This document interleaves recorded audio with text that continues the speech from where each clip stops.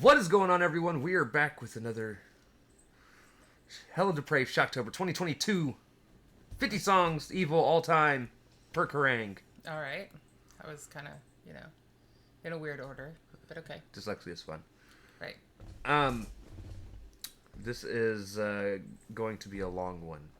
The video itself is 15 minutes long. Right.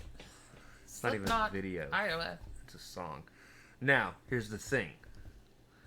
With as long as the song is, I'm not wearing this fucking thing. I can barely stand to wear it for 20 to 40 minutes at a time, let alone what's going to end up being like a 50-minute fucking reaction. Well, we'll see. Here's the thing. We've both heard this song. Honestly, we've actually heard it within the last couple of months because somebody donated for it for one of our live streams. Right.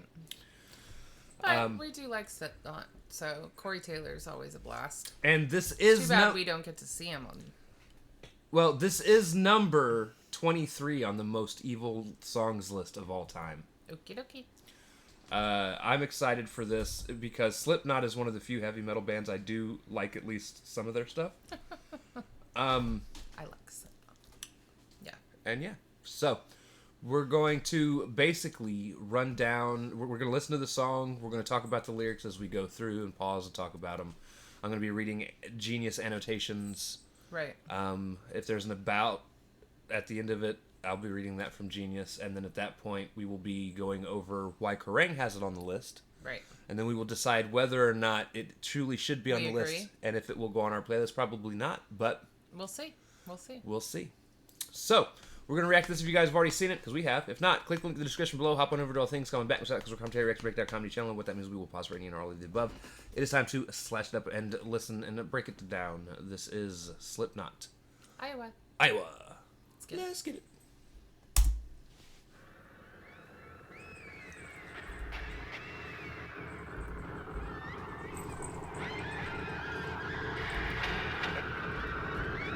Hi. It's like Groundhog's Day. You don't even know if you want to lay in my lap.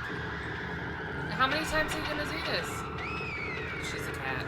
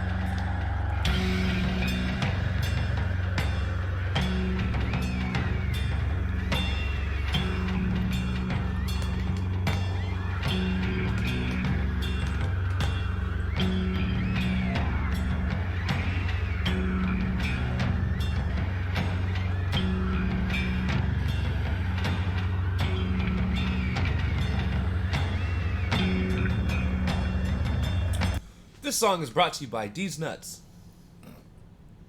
Sorry, I had to have a reason to pause it. Right?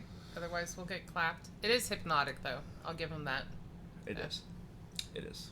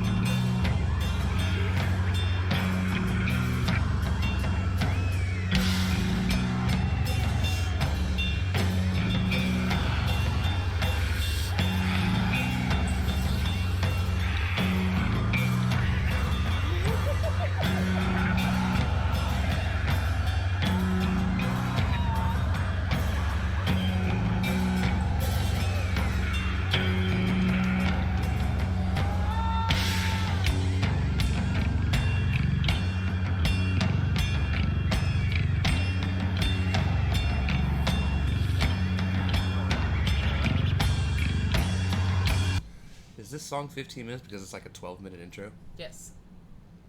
Yes. For fuck's sake. Come on, they're dragging you into the swamp, and it's, eerie out, and, dancing around the fire. Is that a boulder? That's a nice boulder. Stay out of my swamp. Get out of my swamp!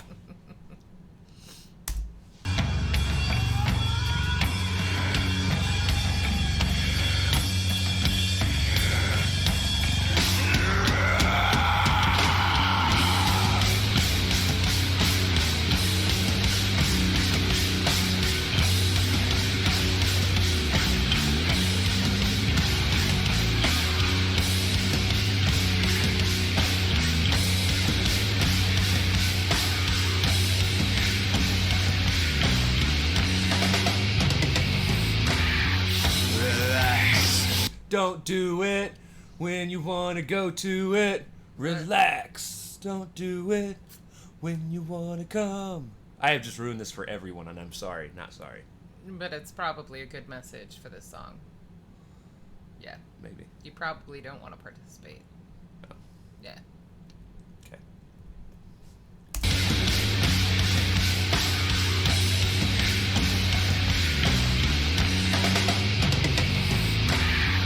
Relax, it's over.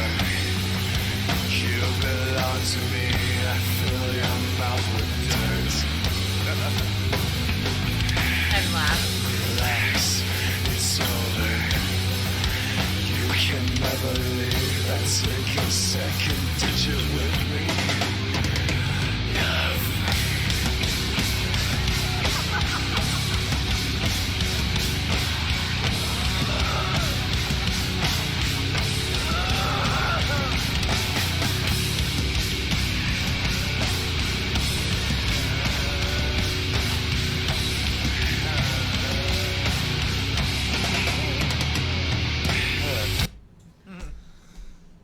So that is apparently the first verse.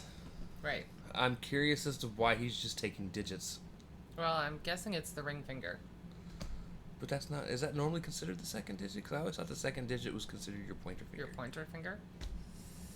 I would think it's the ring finger. Me personally, I'm more partial to the third, but But then again, I guess regardless of which direction you look from, it would be the second. It would be the ring finger. Right. So, okay, let's see what the annotations have to say. Bro, what are you doing?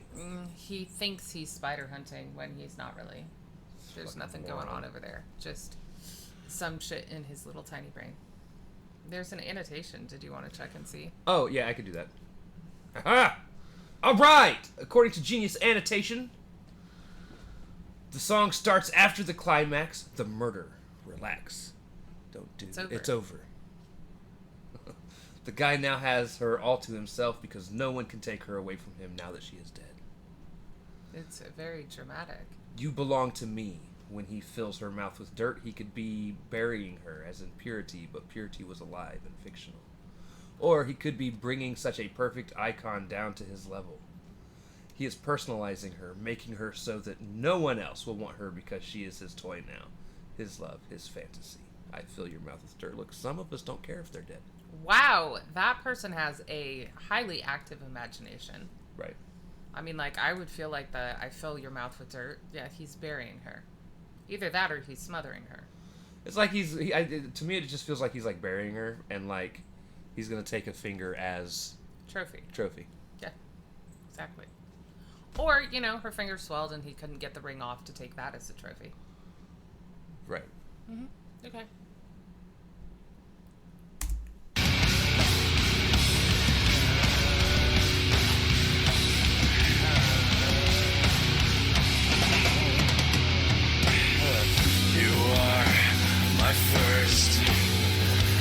I can barely breathe, I find you fascinating. You are my favorite. Lay you down to sleep, it's all that I can do to stop love.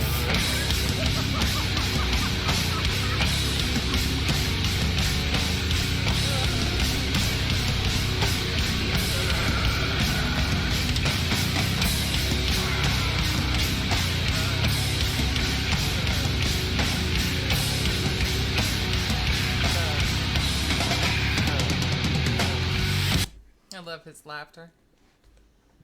Do you know who he sounds like to me? Who? Or who sounds like him? Who? Fucking, Jackson Pierce. Okay. The way Jackson has done a few of his songs. Some of his newer stuff, yeah. Anyways. So I'm guessing his first murder. That was not his first, It could be both. It could be both. It says, "You are my first. I can barely breathe. I find you fascinating. You are my favorite. Lay you down to sleep. It's all that I can do to stop love." Right. So it could be both his first love and his first kill. Right. I mean, regardless, it's probably his first kill. And they do, normally, as serial killers, find them fascinating. They are their favorite at that moment. Right. You know.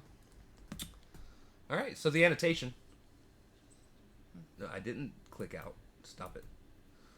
The annotation says, "The fascination with the dead body becomes intense. He might think she is still alive, like in Psycho. Nah. You are my first. I can breathe. I find you fascinating." It says barely breathe. Right. You are my favorite. Lay you down to sleep. It's all I can do to stop love. Showing. Why did you rewrite the lyrics? Annotators, stop it. Showing that he was driven to kill her for this long, or for his long dying love for her. He realized she was unattainable. Unobtainable. People just should not annotate things if they can't speak. Where was I? Unobtainable. Okay. He can breathe, maybe showing that he shows no remorse for his actions. Other lines might just represent the guy's love and fascination growing. It says he can barely breathe. Yo. Yeah. Annotators, stop it. Stop it. It's probably that he's that excited. I mean, like, a lot of them talk about the adrenaline rush and you know, the fear factor, the paranoia, all tying in to make it an experience. And one that they get off on. So, the I can barely breathe, you know, he's just really, really excited. And probably it's all I can do to stop is, or I can barely stop, however it's worded, is either advancing into territories that, you know, one should probably not be participating in with a dead body. That's why he's burying her. Like, he can barely stop. Or he would like to go out and commit another murder. He just, you know, some people like to crack open a cold one. That's what I'm saying. Yeah, like, you know, Don't sounds like shame. I'm that one I will. That one I will. Call me Prim. You're so cringe. Careful. I'm petty. Sorry, we got called cringe in a comment. It was a You leave yourself open couple days. to my pettiness. And that's fine. That's fine.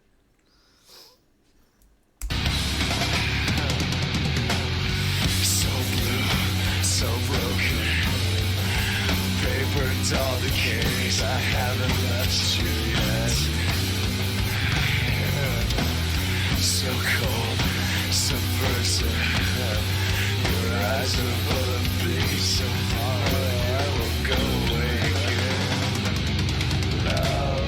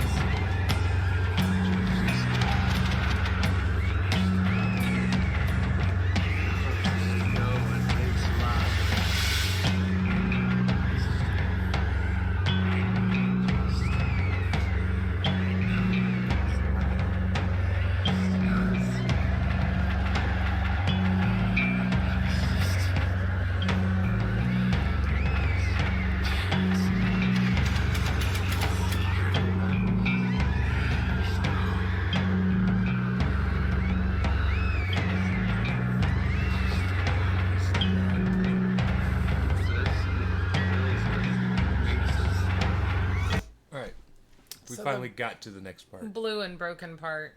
She's dead. Yeah. The dead paper dolls. You know, that's often what serial killers have actually called their deceased victims, because they wash them, paint their nails, brush their hair, you know, the bleach, Right. clean them. Lyrics say, so blue, so broken, paper dolls decays. I haven't left you yet, so cold, submersive, your eyes are full of bleach. Tomorrow I will go away again, love. Yeah, I mean, obviously she's dead. Right. As you said, paper dolls. I'm confused at the eyes full of bleach unless they're just trying to melt the eyeballs. Or just the fact that they bleached her to remove any traces of them. True. You know, it discolors the body, including the eyes. Right. We got a lot of loves, oh gods, oh gods. Right. According to the annotation for verse 3, might show his reactions to her in weeks to come. He now feels sorry for her. He might not be as attracted to her. His love may have weakened a bit because of her appearance. She was such a pretty icon, now broken and polluted like him. Paper doll decays is an analogy just going over the line above. She was a beautiful girl that he fantasized over. Now she is rotting and decaying, and she isn't what he expected of her. Now that she is twisted like him, he tells the corpse that he hasn't left her yet, showing that he was tempted to leave her. So cold, submersive, shows that he thinks she has tricked him with her looks. She led him on, hinting at a better life with undying love. He thinks of her as twisted and treacherous, making him fall in love with her. He is blaming it on her. Her eyes are full of harm. He is describing her as being evil. Where the fuck are they getting that? This dude had to be on some serious Fantasy trip? LSDs. I mean, like, seriously, this is reading way LSD? too far into it. Right. And I don't mean in a good sense. Like, there has been nothing in these lyrics that could be interpreted in terms of him thinking that she's this paragon that has become twisted. You know, like, death is subversive. Like, he took what he wanted, he broke her, and now he's thinking about moving on to the next one. But that doesn't mean that she's not his first and his favorite. Right. You know? And a lot of times, you know, they don't care to know their victims. Now, could be that the person that annotated this knows what happened in Iowa, because I don't. So if this is based on a true story, and this is basically what the write-up was about it, I can't speak to that. But what I can say is that a lot of times they're not concentrating so much on what the chick was or wasn't. It's more what they want. Right. And the paper dolls thing is very much how they see them. They don't care about their life. They just care about, like, what they can do for them now. And his doll is broken. She's decaying. And so he's going to have to get a new one. Yeah. Yeah.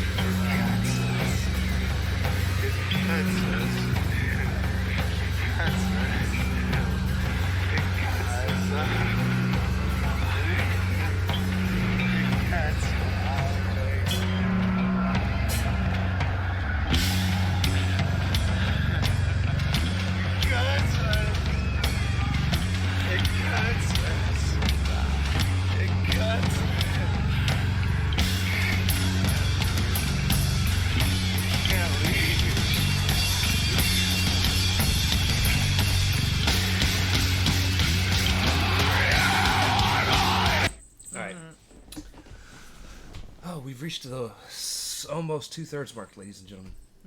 It's a damn good song. It is. It tears us, it makes us all one. It tears us apart, it cuts us all. I can't breathe. Kind of all said several billion times here and there.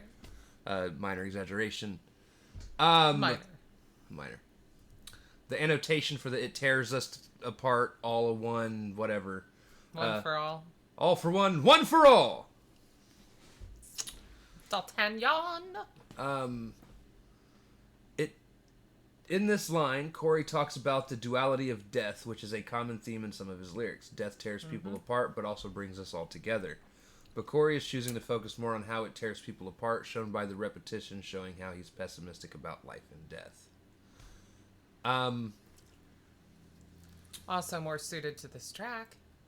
I think it's more the body decaying is what's tearing them apart. Because again, he's fixated on this one person, and he's already mentioned they're decaying. He's probably going to have to go out and find somebody else. But that's death. I mean, like, I agree with you that I do think this is way more about just, like, death tears us apart. Because he would have liked to have kept her dead. You know, like... fresh. Yeah, exactly. Freshly dead. So I agree. I don't think this is necessarily about the duality, at least in this track. Right. It's also the ramblings of somebody that has gone insane. Right. And, I mean, like, it's treacherous to say that in the context of somebody like this, because they're not insane in the sense that we would like as people, because we'd like to separate them from us. But it is the ramblings of somebody who isn't getting their way, but also thought of the dead body as his property, his possession, and is now going to have to go out to retrieve something similar, but not the same, obviously. So, I mean, like, that's kind of a slippery slope with the word insanity, but you're not... It's the ramblings of somebody that's not All completely in reality. Right. All right.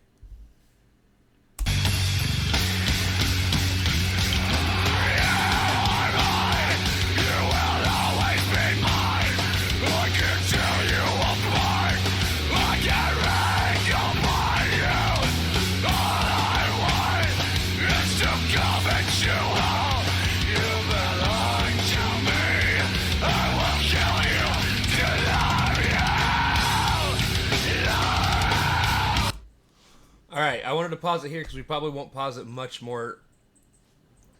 For much of the... Well, no, there's still quite a bit. It'll be for a little bit.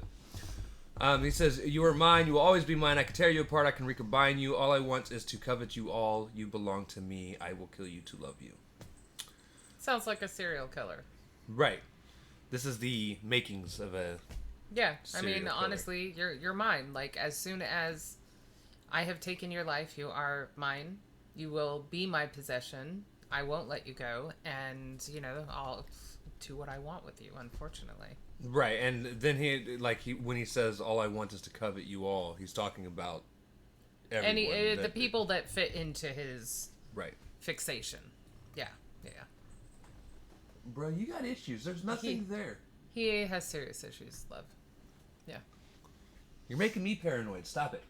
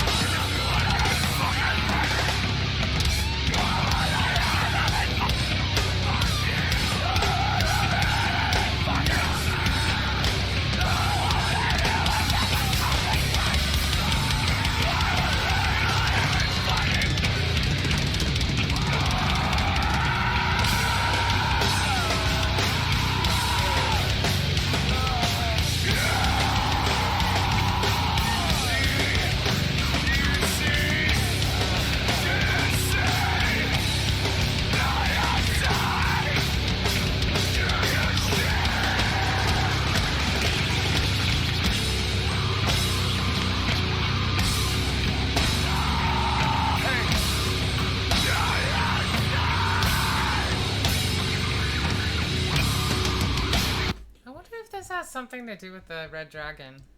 Because the "do you see" is something that the serial killer in the red dragon says a whole bunch. And the bleach in your eyes, like, he has an eye fixation. Like, he puts mirrors in the eyes of the families and then goes after the mother. And then I can't remember. I think he cleans them pretty efficiently. He doesn't leave anything. They got a print off of one of the eyeballs in one of them. But other than that, I can't remember. But the whole coveting thing too, like he coveted. That's one of the things that Hannibal says clearly. He covets. So I wonder. I don't know. Again, I don't know what happened in Iowa. We'll find out later. But there's a lot of things in here that could at least go along with the story of the Red Dragon. Right. We'll see.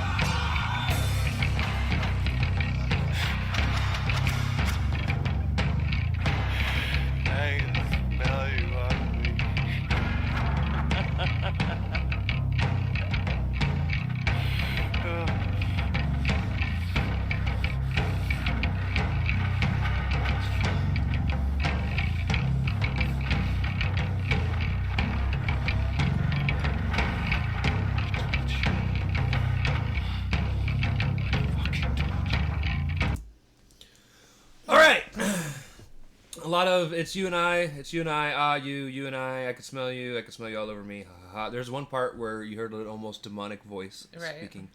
It says something along the lines of yeah, but I think it's which backwards is don't look at me. Don't look at me. Right. Which could be why he bleached her eyes. Mm-hmm. We'll see.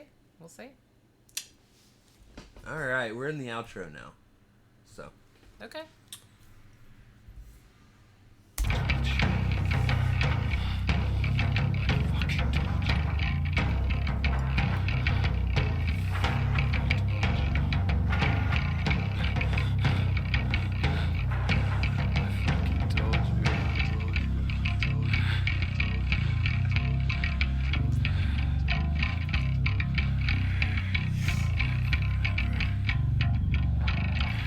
You live forever.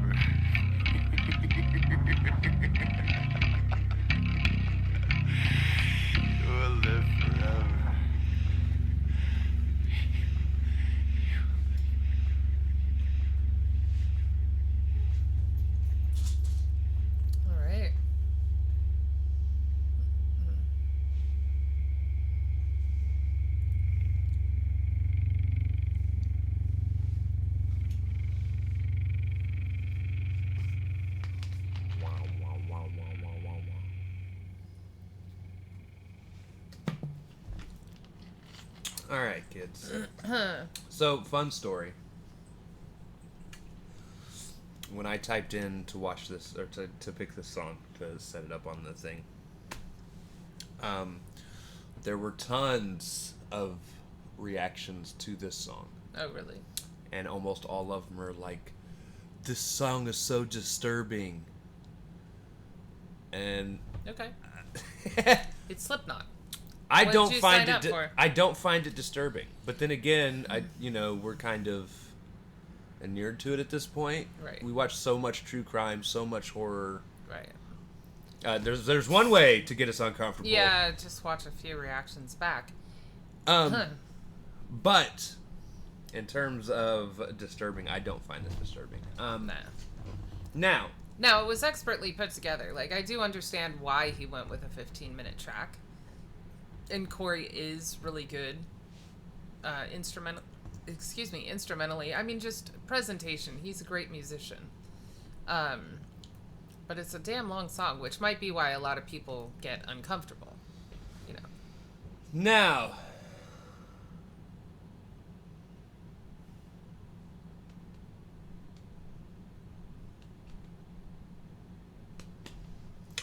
this is the longest song made by... This is what the About in Genius says. This is the longest song made by the band. In a Q&A with Corey Taylor, he describes the song about being alone with a corpse. Recording this song was a trip for Corey, since he recorded his vocals while stripped naked, vomiting, and cutting himself with glass. Oh, so they mean that as a literal trip. Ladies and gentlemen, don't method sing. Yeah. There's There's pain for your art, and then there's just... You don't need to go into right weird shit just to make a song, okay? Just go into the deep recesses of your mind and you'll be fine. Right. There's a secret message in the song which was listed in the thing, and it's the "Don't look at me." Right. That was. It was a full paragraph just to say. Yeah, it's a secret thing. All right. It's a secret so thing. People can't read backwards. Got it. All right. Now, why did this make Kerrang's list, or Kerrang, whatever the fuck we've said it. However both we ways. pronounce it. Right. All right, number 23, Slipknot, Iowa, from 2001. How do you end one of the most bleak albums in history? By recording a 15-minute doom jam that hints at necrophilia. Corey Taylor, who describes the Iowa album as the darkest fucking period of his life, explores the mind of a man who finds himself alone with a corpse. Finds himself alone with a corpse? I'm sorry, he didn't just, stumble onto it in the woods.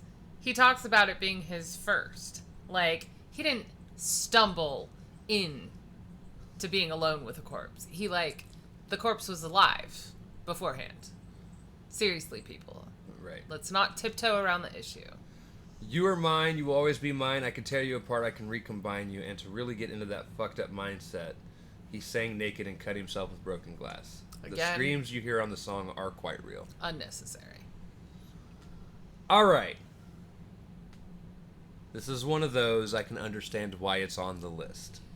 Yeah, I mean, it makes the list for the content alone. It is somebody singing from the point of a serial killer or serial killer in the making who's into necrophilia. Right. Yeah. Will it go on the playlist? Maybe.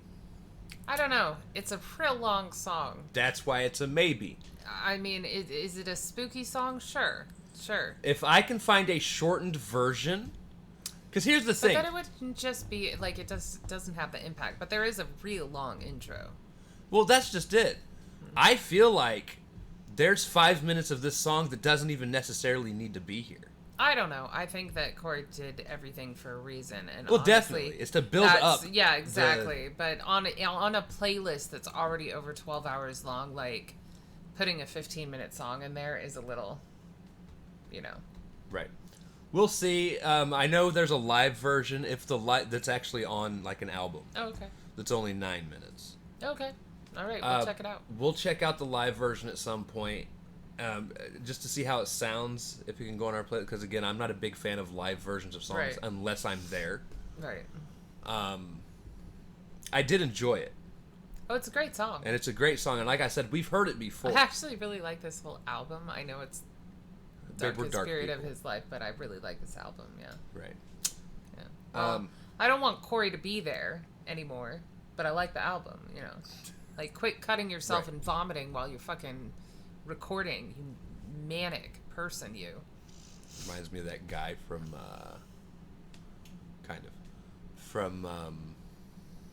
played by Paul Bettany, Oh, you're talking in the Da Vinci The Code, Da Vinci Code. where he's He's flogging himself.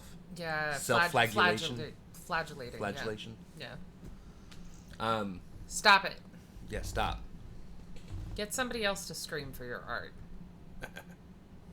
Anyway. Anyways, with that being said, if you guys like this video, slash that like button, subscribe, but ring the bell for notifications. Comment down below, what did you think of Slipknot's Iowa?